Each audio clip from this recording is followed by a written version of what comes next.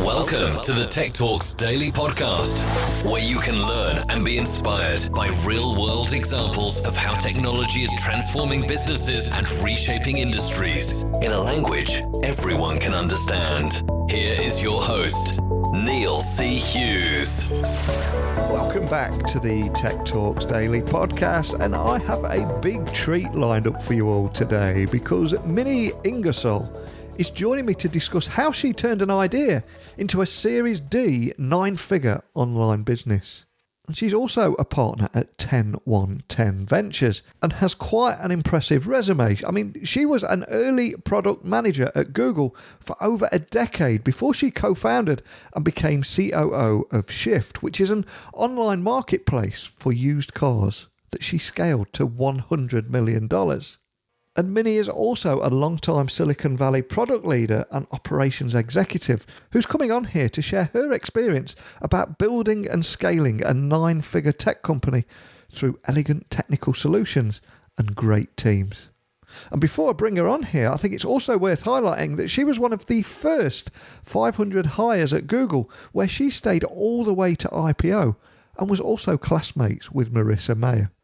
So I want to learn more about that inspiring journey and also where she's heading now with TenOneTen Ventures, which invests in entrepreneurs that apply data and technology to disrupt existing industries or create new categories entirely. Exciting stuff, but enough from me. Let's get Minnie Ingersoll onto the podcast now. So a massive warm welcome to the show. Can you tell the listeners a little about who you are and what you do? Yeah, thanks for having me. My name's Minnie. I'm a partner at TenOneTen, and TenOneTen is a venture fund based in LA, where we're writing early stage checks to entrepreneurs to help them build their businesses. And before that, I was an entrepreneur. I started my company called Shift. It's an online marketplace, helps you sell your car. I started that in 2013 and raised $100 million for that and marched up and down Sand Hill Road. And so really got to know the venture capital side of things from the other side, from marching up and down, trying to ask for money. And then I also host a podcast. So that's kind of what keeps me busy. Cool. And what's the name of your podcast again? It's LA Venture, where I talk to other VCs in the LA market about what they invest in and why. Cool. And before you came on here, I always try and research every guest and find out a little bit more about them. And straight away, I think it's worth highlighting that I read that you were one of the first 500 hires at Google, where you stayed there for 10 years, all the way to IPO, and was also classmates with Marissa Mayer. So I've got to ask, I mean, what were your fondest memories and biggest lessons you learned from that time? Yeah, I mean, I actually stayed almost 12 years. So when I left, I'd been there a third of my life. So wow. I had fully drunk the Kool-Aid. I graduated from business school in 2002 and was pretty sure I wanted to join a startup, but no startups at the time were thinking that they wanted an MBA student. And so I moved to the Bay Area without a job, and my mom actually sent me the job listing for Google. And yeah, I got to interview with Eric, Larry, Sergey, Marissa, Salar, all those people that you can name. And it was a fantastic ride. I think so many lessons from my time there, right? I stayed for 12 years. I think one of the biggest ones that's still very relevant in the world that I think about a lot is the role of these big companies in society. Yeah. And I had a front row seat to a lot of these decisions that were not black and white decisions, about, what videos should be allowed to stay up on YouTube. When is it actually a, neo-Nazi recruitment video? And when is it just a bunch of people recruiting people to their club? And how do you know that? And really, what should these companies be deciding? And really, what should governments and regulators be deciding? But when in the absence of that, a lot of it falls to these big companies. And so I had a number of interesting experiences involving big decisions that Google was faced with. Fantastic. And although this is a tech podcast, I'm always fascinated by the very human stories behind a tech startup journey and the role that happy accidents and serendipity will play in that. So can you share the story of how you experienced a problem, I believe, correct me if I'm wrong, why you were selling a car which led to you founding Shift, an online marketplace for used cars that you ended up scaling for $100 million. But can you share that story? Yeah, there's different aspects of it. One aspect is that I was having a baby, and so I was actually going on maternity leave. And I was selling my car at the same time. Yeah. So I was going on maternity leave, which gave me a little runway to play with ideas. But also I was 8 months pregnant and trying to sell my car. Most people in the US, when they sell their car, they will sell their car on Craigslist. It turns out that, or they will try to sell their car on Craigslist. It turns out it's a very poor experience. Most people don't know how to price their car. They don't actually get good sort of SEO for their car. They don't get good visibility. They don't post their car on Auto Trader, other things. Anyways, 8 months pregnant, people, for whatever reason, it was mostly men, kept showing up at my house and wanting to go on a test drive. And I kept thinking, I'm going to have to sit next to this strange person while they drive my car as fast as they can. And I'm 8 months pregnant. Or I just hand over the keys and let them drive away with my car, which doesn't seem wise either. And meanwhile, my co-founder from Shift, he was a friend of mine, and he was the one who was like trying to solve this problem and wanted to build this online marketplace. And so that convinced me, my own ridiculous experience convinced me to write an angel check into the company because I enjoyed being an angel investor in my friends when I could be. And then one thing led to another when I went on maternity leave, and he just kind of sucked me into this whole idea of building a company. And I got incredibly hooked both on the idea of Shift, but also just on building a startup and just running a million miles an hour. And by the time I was at Google, it was hard to just, sketch a wireframe on a napkin and turn it into a website in 3 weeks. But that's the beauty of startup life, is you can move fast and do those things. So that got me, just my brain started firing, and I ended up not going back to Google. And so my maternity leave sort of incubated Shift. Wow. Was that a real hard decision to make at the time? I would imagine. I mean, a lot of people are thinking of making that jump from their 9-to-5 job into startup life. It's a big deal for anyone. But to be one of the original members of Google there, it must have been a tremendous pressure on you. Yeah, I mean, I think that for me, it wasn't all that hard, partly because I'd also stepped away from my job because I was having a baby. So I'd already stepped away from a lot of my responsibilities. But I do tell people, if you can, this isn't how I operate. I'm such a gut-driven, like spontaneous, like, I'll quit my job. But if you can, try to sort of plan out what those markers are, like what those milestones are, and say, like, if my side hustle can generate a third of my salary and I'm doing it as my side hustle, I can see the path to it generating, enough to support myself. Or if, my partner is in a stable position or something, but defining what those markers are that you want to see in terms of customer traction or something. And then you actually have something you can drive towards so that you don't feel like you're sort of dabbling in your side hustle. Absolutely, because that's exactly what I did as well. Just for anyone listening that's thinking of making that jump, I built the side hustle. I had those markers in place. And it was only when I realized that, hey, the side hustle is now more valuable than the day job, then it's time to make that jump. You don't have to just go all in and risk everything, because that's the worst thing you could do, isn't it? Well, it's the worst, but it depends on your situation. Like I also said, what is the worst thing that happens is that I fail at this and I've wasted a couple years of my life. But if I don't do it, I might beat myself up that I didn't try. True. And there is so much uncertainty at the moment, but I am an eternal optimist. I've been saying to my friends the other day that a recession can actually be a great catalyst for innovation. And I always try to explore a more positive narrative on this Daily Tech podcast of how tech can reshape our world, but for the better. So just talking to you here, I got the impression that you're a positive tech soul too. So what excites you about these audacious ideas and how people with conviction can make things happen? Well, I am an optimist, but with some asterisks next to that.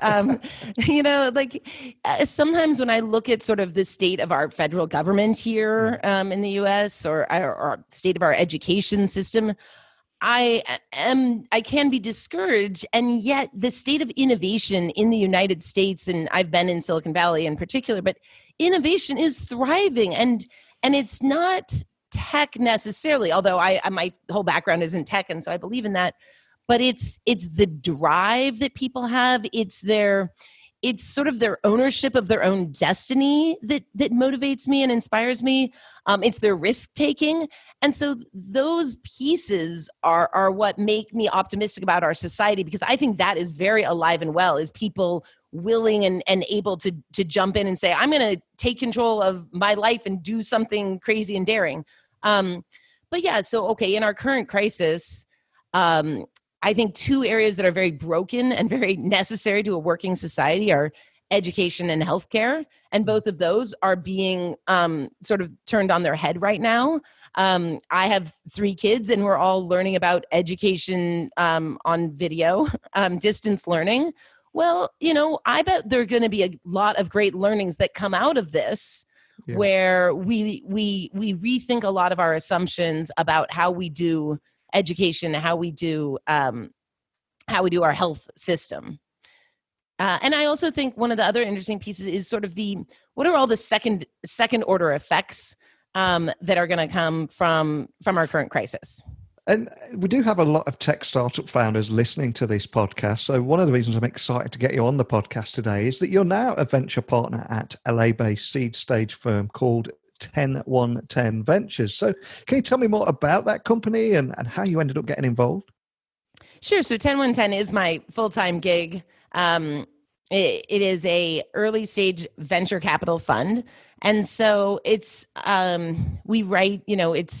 we'll write up to $1 million check, someone who's raising $2 million to build the thing of their dreams. And like, what better job is there than to be able to meet people who are setting off? They're fairly early in their journey. They're not yet the mega CEO who's made it.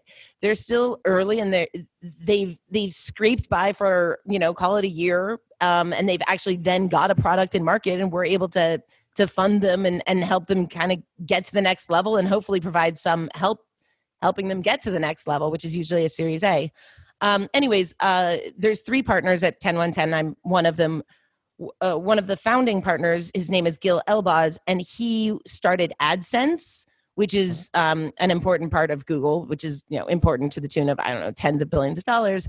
And he then ran the Google LA office. And so when I was at Google, he was running Google's LA office. And so when I moved to LA, it was very natural for me to reconnect with him. And if I'm fully all about startups all the time. And so if I weren't, being a VC, I would be, trying to just get involved with early stage startups in some way or another. And my understanding is that TenOneTen Ventures invests in entrepreneurs that actually apply data and technology to disrupt existing industries or create new categories entirely.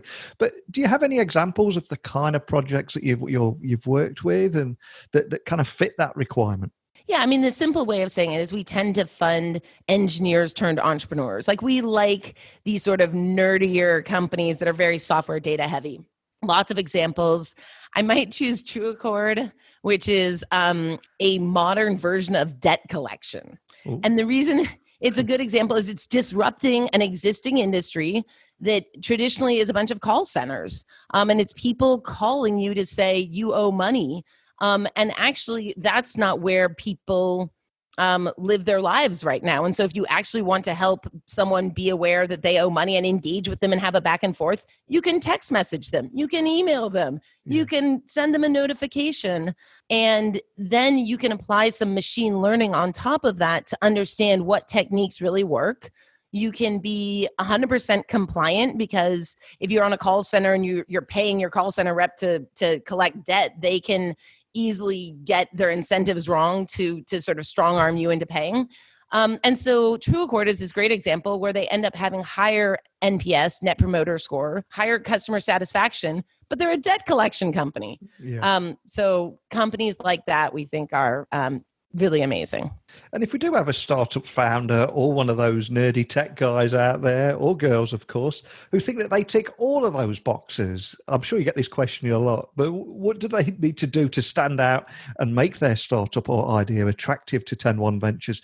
What is it that you're looking for? Well, there's 2 things. So one of the reasons I host my podcast is I think it's really important that people get to know the VC ahead of time and make sure they're in the right sweet spot for the particular person they're talking to.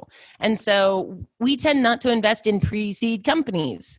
we tend not to participate in the Series A round. And so people just getting to know who they're pitching is really important. Thus the podcast. The other thing I would say is I really like people, is obvious. I like people who think for themselves. And so I haven't been a VC that long, but I see a lot of pitches but I've seen 1,000 pitches where people come and they've got a TAM, Tom, Sam slide that shows the market potential in these bubble formats because they took some entrepreneurship class or there's some template online and it tells them how to portray the market size as opposed to coming to me and just conveying to me, like looking me in the eyes and explaining to me why this is a huge market and explaining to me the potential. So I guess I just say people who can think for themselves as opposed to like following the template of what they think the VC wants to hear. And I'm talking to you today, it reminds me of the old Steve Jobs quote that you can't join up the dots looking forward. You can only do them looking backwards. So I've got to ask, what are the biggest lessons that you've learned from your experience building and scaling a 9-figure tech company through elegant technical solutions and great teams and what you're doing now? And if you package all that up, what would you say are the biggest things that you've learned? It's varied. One of the biggest things about running a company that I learned was how much it's all about communication. And the larger the company gets, the more it's about, if you walk into any company and ask what are the top 3 priorities at this company, and you ask 100 people that, I'm sure 100 people will not answer the same thing. Yeah. I learned about communication styles. I'd never heard the term verbal signposting, but I love it. Now I use it all the time because I think it's so cool. But essentially when I start a meeting, I say, this is a brainstorming meeting. Let's get all the ideas out there. Like, or I say, this is a meeting with a really tight agenda and I have 10 things I need to get through. So it's not a brainstorming meeting. But just learning how to communicate effectively, it sounds very basic, but I've learned how to ask better questions. I always say, how do you think that went when I think it went really poorly, as opposed to saying, I think that went like crap. Anyways, I think that's a big part of it. I just to go back to like what you asked about pitching, I think it's also that you have to think for yourself. So if you're going to grow a company, there is no, you're not in school anymore. There is no boss. You have to think for yourself. What do I think is most important to focus on? What's the number one thing I need to do today to move this forward? And to every time I'm like in the car or something, I think, okay, I have to do one thing. What's that one thing? And then go and do it. But a lot of thinking for yourself. And I've got to ask, of course, what is verbal signposting? I feel I need to learn that one myself. Oh, that was what I was just, I didn't do a good job of explaining it. Verbal signposting is that like, give the signpost. It's the example that I gave, which is saying ahead of time what you're going to say. It's saying, this is a brainstorming meeting. That's your signpost. Like everyone's allowed to brainstorm. It's the signpost that says, this is a meeting with a tight agenda. Cool. And finally, I've got to ask, what's next for you and indeed TenOneTen Ventures? Is there anything else you can share about the road ahead? Sure. It's TenOneTen, but small point. It's it's a tricky name.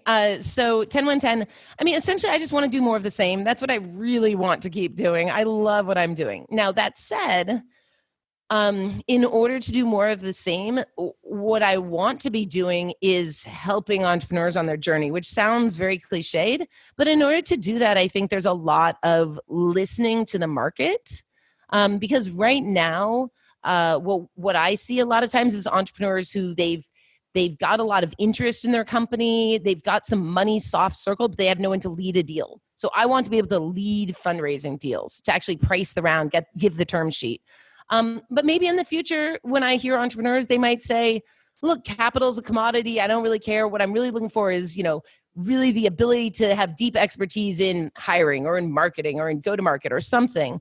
And so I want to be able to listen to that and then develop my skills so that I'm actually being helpful. Fantastic. Well, I've loved chatting with you today. And before I let you go, though, for anyone listening that would like to find out more information about TenOneTen or check out your weekly tech podcast, could you just point them in the right direction of where they can find you? Sure. TenOneTen.net is our website. And feel free to reach out to me on LinkedIn. I'm Minnie Ingersoll on LinkedIn. Pretty easy to find. Excellent. Well, I'll add all those links to the show notes just so people can find you nice and easily. But I've loved chatting with you today, and we are living in a period of uncertainty, and it's great to hear someone that's so positive about the landscape at the moment. And I'd love to chat with you again on the other side of this and see where things are heading to. So, but more than anything, just a big thank you for coming on today. Wow, what an inspiring story. And I love how that journey took shape from being one of the first 500 hires at Google, where she stayed all the way to IPO and was also classmates with Marissa Mayer, but how she turned an idea into a Series D 9-figure online business. But if we take all that away, it's here in 2020 with TenOneTen that Minnie and her partners, as founders, recognise that they know all about startups. And as technologists, they know all about data. But as investors, they are now supporting the entrepreneurs who shape the future. And these are the kind of stories that I enjoy sharing on this podcast. And on that note, I invite you all to email me or send me a direct message on your social channel of choice. My email address is techblogwriter@outlook.com. My website is techblogwriter.co.uk. Don't forget my new book, Great TED Talks Innovation, is available on Amazon for pre-order. I think it's released on May the 5th. You can find out more details about that on Amazon or my website too. So I will speak with you all again bright and early tomorrow morning. But until next time, don't be a stranger. Thank you for listening to the Tech Talks Daily Podcast with Neil C. Hughes. Remember, technology works best when it brings people together.